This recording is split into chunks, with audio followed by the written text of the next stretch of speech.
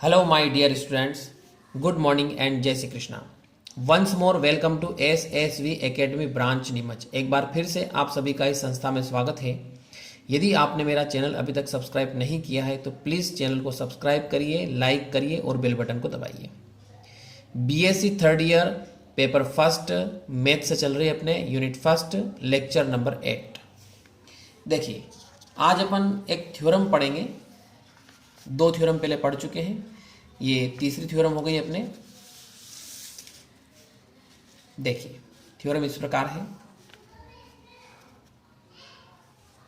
2013 and 16 में पूछी गई है. देखो, VF is a vector space. अपने को दे रखा है कि VF एक वेक्टर स्पेस है, यानी सदिश समष्टि है. Then a non empty set, एक अरिक्त समुच्चय W इज अ सब स्पेस ऑफ VF, यानी ये एक सब स्पेस होगा VF का. इफ, यदि the condition is necessary and sufficient, यानी परिस्थिति जो है या जो प्रतिबंध है वो आवश्यक भी है और पर्याप्त भी है. ये वाला प्रतिबंध है, ये अपने को प्रूव करना है. A B belongs to F, alpha beta belongs to W, it implies that A alpha plus B beta belongs to W. यानी ये जो कंडीशन है, ये कंडीशन नेसेसरी भी है यानी आवश्यक भी है और सुफिशिएंट भी है यानी पर्याप्त भी है. देखो, हिंदी में इसको थ्योरम को कैसे बोलते हैं. सिद्ध कीजिए कि किसी सदिश समष्टि के एक अरिक्त उपसमुच्चय W को V का उपसमष्टि होने के लिए आवश्यक और पर्याप्त प्रतिबंध है. ये वाला प्रतिबंध कुल मिला के आपके थ्योरम में या क्वेश्चन में ये लाइन दिखेगी. A B belongs to F, alpha beta belongs to W. तो अपने को प्रूव करना है कि A alpha plus B beta belongs to W. यदि ऐसा आ जाता है, इसका मतलब यही थ्योरम पूछी गई है. Is that clear? Now start. अब इस थ्योरम को प्रूव करने के लिए अपने को क्या क्या प्रूव करना पड़ेगा. तो सबसे अपन पहले मान लेते हैं, जो दे रखा उसी को मान लेते हैं अपन. ठीक है. लेट W इज अ सब स्पेस ऑफ VF, एंड ये जो कंडीशन दे रखी ये भी अपनों ने मान ली है कि A B belongs to F, alpha beta belongs to W, it implies that A alpha plus B beta belongs to W. यानी कंडीशन जो आवश्यक प्रतिबंध है या पर्याप्त प्रतिबंध है ये अपनों ने मान लिया पहले से ही. अब इसमें अपने को इस थ्योरम को प्रूव करने के लिए 3 स्टेप में थ्योरम को करना है. अब देखिए, मैं शॉर्ट में पहले बता देता हूँ कि क्या क्या करना अपने को. सबसे पहले स्टेप में अपन प्रूव करेंगे कि we have to prove W plus is an abelian group. यानी ऑपरेशन कौन सा लिया है? प्लस वाला लिया, इनटू का नहीं लेना है, प्लस वाला ऑपरेशन लिया है. ठीक है. तो W प्लस क्या है? एक आबेलियन ग्रुप है. अब आबेलियन ग्रुप है तो इसमें 5 प्रॉपर्टी होनी चाहिए. देखो कौन कौन सी. क्लोजर प्रॉपर्टी, ये अपने को करना है. इसके बाद एसोसिएटिव प्रॉपर्टी करना है, आइडेंटिटी करना है, इन्वर्स करना है और कम्यूटेटिव करना है. तो इस तरीके से फर्स्ट स्टेप कंप्लीट हो जाएगी. फर्स्ट स्टेप अपन सिद्ध कर देंगे, प्रूव कर देंगे कि ये आबेलियन ग्रुप है. अब सेकंड स्टेप में क्या करना है? तो सेकंड स्टेप अपने को करना है कि W is closed in scalar multiplication. Scalar multiplication का मतलब होता है अदिश गुणन, यानी अदिश गुणन के रेस्पेक्ट यह क्लोज्ड है. क्लोज्ड का मतलब होता है संवृत. ठीक, ये सेकंड स्टेप. अब इसके बाद थर्ड स्टेप में क्या करेंगे? देखो, ये थर्ड स्टेप में अपने को बताना है scalar multiplication and vector addition है, दोनों साथ साथ चलेंगे. मल्टीप्लिकेशन भी होगा स्केलर का और साथ में वेक्टर एडिशन भी होगा. तो इसमें कुल मिला के 4 पॉइंट रहेंगे. Is that clear? तो ये अपने को इस तरीके से अपन इस थ्योरम को प्रूव करेंगे. देखिए, स्टार्ट करते हैं. सबसे पहले अपन दिखाएंगे कि ये जो W प्लस है ये क्या है? एक आबेलियन ग्रुप है. अब आबेलियन ग्रुप के लिए क्लोजर प्रॉपर्टी चाहिए.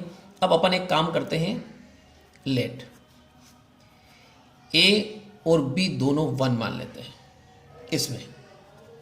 ठीक, A और B अपन 1 मानते हैं. देखो, 1 बिलोंग्स टू F, फिर 1 बिलोंग्स टू F, क्योंकि A और B दोनों 1 मान लिया अपनों ने, comma alpha beta belongs to W, it implies it. अब यहाँ पे A और B की जगह 1 1 लिख दो. तो 1 alpha 1 beta belongs to W. It implies that one कम और मल्टीप्लाई करेंगे तो अल्फा आ जाएगा, alpha plus beta belongs to W. ठीक, इधर क्या चल रहा है, केवल इतना सा लिख दो बहुत है, alpha beta belongs to W, ये 1 1 मत लिखो। अब ये जो प्रॉपर्टी है ये क्लोजर प्रॉपर्टी कहलाती है, ये अपन पढ़ चुके हैं वेक्टर स्पेस में।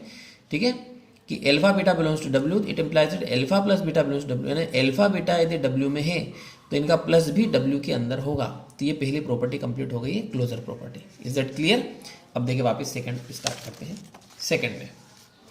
सेकंड में अपने को बताना है कि एसोसिएटिव प्रॉपर्टी। अब एसोसिएटिव प्रॉपर्टी में आपको पता है 3 एलिमेंट चाहिए अपने। ठीक है, तो 3 एलिमेंट अपन यहां पे मानेंगे, let alpha beta and gamma belongs to W, यानी अपन यहां पे 3 एलिमेंट डब्ल्यू के अंदर माने हैं। क्लियर? तो अब यहां पे अपन वैसे डायरेक्टली लिख सकते हैं। एसोसिएटिव प्रॉपर्टी क्या आती है, alpha plus beta plus gamma, इन दोनों पे ब्रैकेट लगाना है। अब की बारी ब्रैकेट अल्फा और बीटा पे लगा दो, alpha plus beta plus gamma. तो इसमें ज़्यादा आप लोगों को डिटेल में बताने की जरूरत नहीं है, ये डायरेक्ट हो गया कि इसमें एसोसिएटिव प्रॉपर्टी लागू हो रही है। इसके बाद तीसरी प्रॉपर्टी होती है आइडेंटिटी प्रॉपर्टी। अब आइडेंटिटी प्रॉपर्टी में क्या करना, देखो a इक्वल टू 1 लेना है, b इक्वल टू -1 लेना है। क्लियर? और अल्फा और बीटा दोनों बराबर लेना है, यानी ओनली 1 एक अल्फा ले लेंगे। देखो कैसे, इसको अपन इस प्रकार से शो करेंगे कि 1 बिलोंग्स टू f, ठीक, और -1 बिलोंग्स टू f, और साथ में अल्फा बिलोंग्स टू w, ऐसा लिखा देखो अपनों ने। ठीक है, तो यहां पे फार्मूले में क्या आ रहा है, a alpha plus b beta आ रहा है, तो 1 अल्फा प्लस -1 बीटा, बीटा भी क्या माना अपनों ने, अल्फा ही माना है, और बिलोंग्स टू क्या चल रहा है, w चल रहा है। अब देखो इसको आगे सोल्व करते हैं, ये क्या आएगा, alpha plus minus alpha belongs to w, तो ये क्या आ जाएगा, 0 आ जाएगा, 0 बिलोंग्स टू w। अब देखो 0 क्या होता है, 0 क्या होता है, एक आइडेंटिटी होता है, एक तत्समक अवयव होता है, यानी इसमें आइडेंटिटी एलिमेंट है इसका मतलब। अब इसके बाद आता है इनवर्स। अब देखिए इनवर्स में क्या करना है, इनवर्स में अपन क्या करते हैं, उसी इक्वेशन में a बराबर 0 मान लेते हैं और b बराबर मान लेते हैं -1, ठीक, और अल्फा बराबर बीटा मान लेते हैं उसी में। देखो क्या आएगा, 0 belongs to field, -1 belongs to field, clear, and alpha belongs to w। वापस वही फार्मूला लगाना अपने, a alpha plus b beta, तो a अल्फा मतलब 0 अल्फा प्लस b बीटा मतलब -1, अल्फा और बीटा दोनों बराबर माना अपनों ने। ठीक है, a alpha plus b beta belongs to w, उसी में मान रखना। तो कहाँ पे मान रख रहे हैं अपन, ये इसमें मान रख रहे हैं, यहाँ पे a और b की जगह मान रख रहे हैं। क्लियर? तो देखो क्या हुआ यहाँ से, अब इसको आगे सोल्व करते हैं अपन। तो क्या होगा, देखो यहाँ से ये तो 0 हो गया, 0 अल्फा मतलब 0 हो गया, केवल क्या बचा, माइनस अल्फा बचा, minus alpha belongs to w। अब देखो ये क्या आ रहा है कि अल्फा यदि w में है तो उसका इनवर्स माइनस अल्फा भी w में है, इसका मतलब ये इनवर्स वाली प्रॉपर्टी भी इसमें सेटिस्फाई हो रही है। इसके बाद आता है कम्यूटेटिव। देखो अब कम्यूटेटिव में क्या करना अपने को, वापिस इसमें एक काम करते, थोड़ा सा अलग करना पड़ेगा इसमें। देखो किस टाइप से करेंगे अपन, कि alpha beta belongs to w, ये 2 एलिमेंट लिए अपनों ने। अब अपनों ने पहले से बोला है कि v एक वेक्टर स्पेस है, ये पहले से बोल रखा है, और w क्या है, इसका एक सबसेट है, ये अपनों ने पहले से बोल रखा है। तो इसका मतलब अल्फा बीटा w में है तो ये अल्फा बीटा v में भी होंगे। क्लियर? क्योंकि v क्या है, इससे बड़ा सेट होता है, तो छोटे सेट में एलिमेंट है तो बड़े सेट में भी एलिमेंट ऑलरेडी होंगे। अब ये है तो अपन जानते हैं कि v एक वेक्टर स्पेस होता है, तो इसमें कम्यूटेटिव लॉ लागू होता है। अल्फा प्लस बीटा को अपन क्या लिख सकते हैं, बीटा प्लस अल्फा लिख सकते हैं। तो डियर स्टूडेंट्स, अपनों ने पहली स्टेप कंप्लीट कर ली। पहली स्टेप में 5 प्रॉपर्टी पढ़ी अपनों ने, ठीक है, closure property, associative property, identity property, inverse property और कम्यूटेटिव प्रॉपर्टी। तो अपन बोल सकते हैं कि W प्लस क्या है, एक आबेलियन ग्रुप है, इज एन आबेलियन ग्रुप। तो देखिए फर्स्ट स्टेप अपने कंप्लीट हो चुकी है। अब सेकंड स्टेप की ओर बढ़ते हैं अपन। सेकंड स्टेप अपने को प्रूव करना है कि W is closed in scalar multiplication, यानी W सेट जो है ये समवर्त है अदिश गुणन के रेस्पेक्ट। ठीक, अब देखो इसको कैसे प्रूव करते हैं। इसको प्रूव करने के लिए एक काम करते हैं कि A बराबर, A तो ऐसा कैसा लिया अपनों ने, B इक्वल टू 0 ले लेते हैं।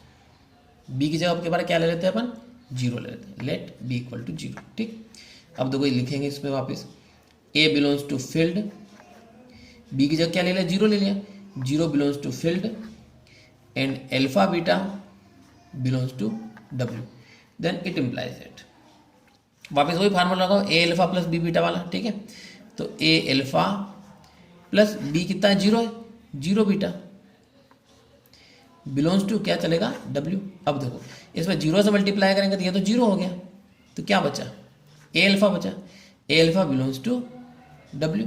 ठीक, अब ये जो आ रहा है ये क्या आ रहा है, स्केलर मल्टीप्लिकेशन। स्केलर का मतलब होता है A से इसमें मल्टीप्लिकेशन किया है तो ये क्या है, क्लोज्ड है। क्लियर, तो ये वाली प्रॉपर्टी भी सेटिस्फाई हो गई है। स्टेप सेकंड कंप्लीट है। अब स्टेप अगली जो अपन लेते हैं उसमें देखिए क्या आएगा, स्टेप थर्ड। अब स्टेप थर्ड में अपने को ये बताना है कि स्केलर मल्टीप्लिकेशन और एडिशन दोनों चीजें आएगी। स्टेप सेकंड में ओनली क्या था, मल्टीप्लिकेशन था। अब क्या आ रहा है, इसमें मल्टीप्लिकेशन भी आ रहा है और वेक्टर एडिशन भी आ रहा है। देखो ठीक है, तो देखो अब इसको कैसे करेंगे। इसमें 4 अलग अलग पॉइंट्स हैं। पहले पॉइंट में अपन देखो इसको इस प्रकार से लिखते हैं कि A B belongs to field और एक एलिमेंट लेते हैं अपन केवल अल्फा बिलोंग्स टू W। ठीक, एक एलिमेंट लिया, दो नहीं लिया, अल्फा बीटा दो नहीं लिया, केवल एक लिया। अब यहाँ पे वापस लिखेंगे अपन A और B बिलोंग्स टू फील्ड, ये तो ऐसा ऐसा लिख दिया अपनों ने। क्लियर, अब यहाँ पे अपन थोड़ा चेंज कर रहे हैं। चेंज क्या कर रहे हैं कि अल्फा बिलोंग्स टू V कर लेंगे। क्यों किया, क्योंकि अपन जानते हैं कि V एक बड़ा सेट होता है। अल्फा यदि W में है तो V में भी ऑलरेडी होगा। और ये भी अपन जानते हैं कि V क्या होता है, एक वेक्टर स्पेस होता है। तो वेक्टर स्पेस की जो प्रॉपर्टी होती है अगली, वो इसमें सेटिस्फाई होगी। देखो किस टाइप की प्रॉपर्टी होती है इसमें, AB into alpha equal to A को इधर बाहर कर दो ब्रैकेट से और इसको अंदर कर दो B अल्फा। ठीक, अब इसमें स्केलर और वेक्टर दोनों मल्टीप्लिकेशन हो गया है। ये वेक्टर चल रहा है, देखो ये दोनों स्केलर है तो दोनों का मल्टीप्लिकेशन हो गया है। क्लियर, अब देखो इसमें अगली प्रॉपर्टी, अगले में अपन क्या लिखेंगे, A बिलोंग्स टू फील्ड। ठीक है, केवल एक एलिमेंट लिया A, इसके बाद यहां पे लिया अल्फा बीटा, दो एलिमेंट लिए हैं, बिलोंग्स टू W। वापस इसको एक बार फिर लिखेंगे, देखो A बिलोंग्स टू फील्ड, और एक बात और फिर से रिपीट करेंगे अपन इसको कि अल्फा बीटा अब की बार किस में बताएंगे अपन, V में बताएंगे, क्योंकि V एक बड़ा सेट होता है। तो जो एलिमेंट W में है वो एलिमेंट किस में होंगे, V में ऑलरेडी होंगे। ठीक है, इट इम्प्लाइज इट। अब यहाँ से अपन ये इस टाइप का एक डिस्ट्रीब्यूशन लॉ अपन पढ़ा था पहले, वो अपने को यहाँ पे यूज करना है। ठीक है, इसको ऐसे लिखा, A से अंदर मल्टीप्लाई कर दो, A अल्फा और प्लस B बीटा। ठीक है, यानी ये वाली प्रॉपर्टी भी इसमें सेटिस्फाई हो रही है। इसके बाद तीसरा पॉइंट रहेगा इसमें, A और B दो एलिमेंट ले लो एक साथ, A भी बिलोंग्स टू फील्ड और इधर एक ही एलिमेंट ले लो, अल्फा बिलोंग्स टू W। वापस फिर लिखेंगे इसको, A B belongs to field और अल्फा बिलोंग्स टू W की जगह क्या कर दो, V कर दो, क्योंकि V क्या होता है, एक बड़ा सेट होता है। तो जो एलिमेंट अल्फा W में है वो एलिमेंट V में भी होगा। वापस इसकी प्रॉपर्टी लगा देंगे, क्योंकि V क्या होता है, एक वेक्टर स्पेस होता है। तो इसकी प्रॉपर्टी इस प्रकार से आ जाएगी, A प्लस B, अल्फा को बाहर ले लो, इट इम्प्लाइज अंदर मल्टीप्लाई करो आप, तो A अल्फा और प्लस B बीटा। यानी एक तरह से देखो तो ये दोनों डिस्ट्रीब्यूशन लॉ है। ये कौन सा डिस्ट्रीब्यूशन लॉ है, लेफ्ट साइड से अपन इसमें A का वितरण कर रहे हैं, डिस्ट्रीब्यूशन कर रहे हैं, और इसमें राइट साइड से कर रहे हैं, तो ये क्या हो गया आपका राइट डिस्ट्रीब्यूशन लॉ हो गया। इसके बाद आखिरी प्रॉपर्टी, अब आखिरी प्रॉपर्टी में अपन क्या करते हैं कि 1 बिलोंग्स टू F ले लेते हैं, एक ले लेते हैं फील्ड में, और अल्फा बिलोंग्स टू लेते हैं W। इसको फिर लिखेंगे वापस कैसे, 1 बिलोंग्स टू फील्ड, ये तो ऐसा लिख दिया, और यहाँ पे W की जगह क्या लिख देंगे, V लिख देंगे। क्लियर। और अपन जानते हैं कि V क्या होता है, एक वेक्टर स्पेस होता है, इसका मतलब इसमें ये प्रॉपर्टी सेटिस्फाई होनी चाहिए। कौन सी वाली, जो अपन ये आगे लिख रहे हैं, 1 इंटू एल्फा या एल्फा इंटू 1 इक्वल टू क्या आएगा, एल्फा आएगा। ठीक है, तो इस तरीके से तीनों स्टेप्स कंप्लीट हो गई हैं। तो लास्ट अपन लिख सकते हैं प्रूव्ड। क्या प्रूव्ड था कि A B belongs to field, alpha beta belongs to W, then it implies that A alpha plus B beta belongs to W। साथ में लिख देंगे कि यही आवश्यक और पर्याप्त प्रतिबंध है, यही आवश्यक और पर्याप्त प्रतिबंध है। ठीक, इंग्लिश में कहेंगे कि this is the necessary and sufficient condition. Is that clear? तो डियर स्टूडेंट्स, आपको वीडियो कैसा लगा कमेंट जरूर करिए, एंड थैंक्स।